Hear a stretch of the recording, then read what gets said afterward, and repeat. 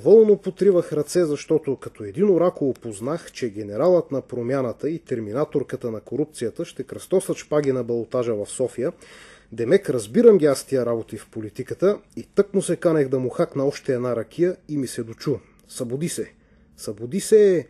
Абе какво става, аз ли нещо откачам, пък нали ментета няма вече, ама пак чувам. Събуди се. Бре да му се не види, не е наред тая работа.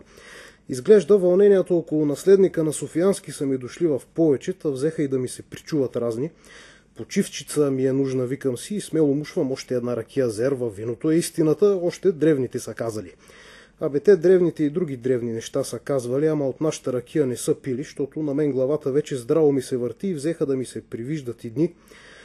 Изплува ми от тъмнината старец беловлас и без да го увърта много ми кресна. Ей, изрод европрисъединенски, поради що не чува никой, дето пищи насреща ви историята забравена и сте надупили държавата на юг, та чак ще изпаднат срамотиите от напъване, а? Що бре не се помните кои сте, че барем четете бе магарета, като забравяте. Ядно се изплю старецът и изчезна в тъмното. Ядосан беше, ама прав е, че то и аз вече се обърках. Хем съм българин, пък по етнически модел живея, хем съм европеец, ама ще ме присъединяват.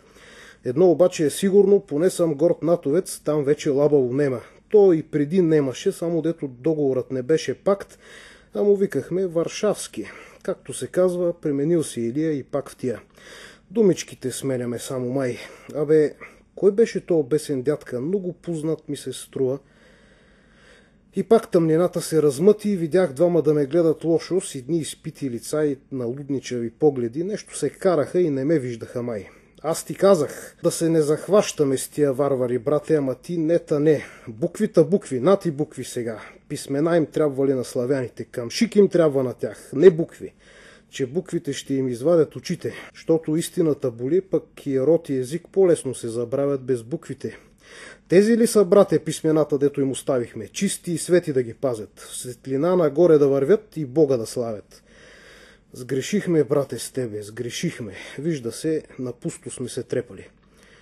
И продължиха да се карат двамата, докато изчезнаха в тъмното. Бре, и тези съм ги виждал някъде, ама изглежда много вече се напих, че ми се размазва всичко. Не помня кои бяха.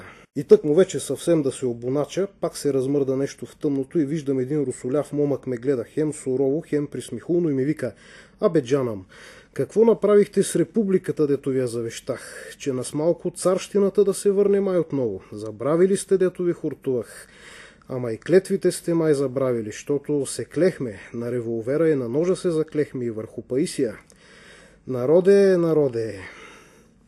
Забравили сте всичко, виждам и за дребни грошове сте го продали на чуждите кучета да глозгат кокалите на отечеството, мамицата ви поганска евроизмикяри. Провикна се зад него един бърдат комита с блеснал поглед и перо на кълпака. Зато или бе онождате безсрамно свободата, дето ви я дадохме в ръцете, за да грабите от сиромаха, в очите да го гледате и като долни псета да го баламосвате, само и само да гласува, за да се докопате до баницата и до фондовете на Европата. Серсеми с серсемите, не парламента, безсило за такива като вас. Разярен беше брадатия войвода и май много го сърбеше ръката, защото все за пищова се държеше. Ама тъмното пак се размърда и го погълна на някъде. Вече сериозно се притесних, явяват ми се някакви хора, дето уж май ги познавам, ама хич не се сещам кои са, крещят ми, викат, че ракията чак ми приседна. Заплашват ме все едно, че съм им крив, задето не ги помня. Не върви на добре тая работа, викам си, трябва да отида на лекар. И съвсем разбуден вече, имена при джипито, отварям трескаво вратата и какво да видя. Просната една жена в черно на кушетката, а до нея едноок апостол се опитва да я събуди. Ставай, клета Българио, ставай! Не е вече време за спане. И като ме видя, страшно се намръщи. Де ти е верата и надеждата, бре? Человечеството де ти е, българското ти де е. Спомнеш ли го още? И тък му да ме сграбчи за гърлото, тъмнината пак го погълна. Явно амнезията ми е пълна, защото и този не го познах кой е. А той ме гледаше като останалите, сякаш ме познава и ай сега сме станали от масата. Наистина май се побърквам, помислих си, а нещо в тъмното отново се размърда. Този вече го знам. Ще се сетя как се казва, виждал съм го. Един такъв, целият в черно, висок, говори дрезгаво и диша като развален трактор. Размахва една червена сабя и само гледа да удуши някой. Абе, как му викаха на тоя бе?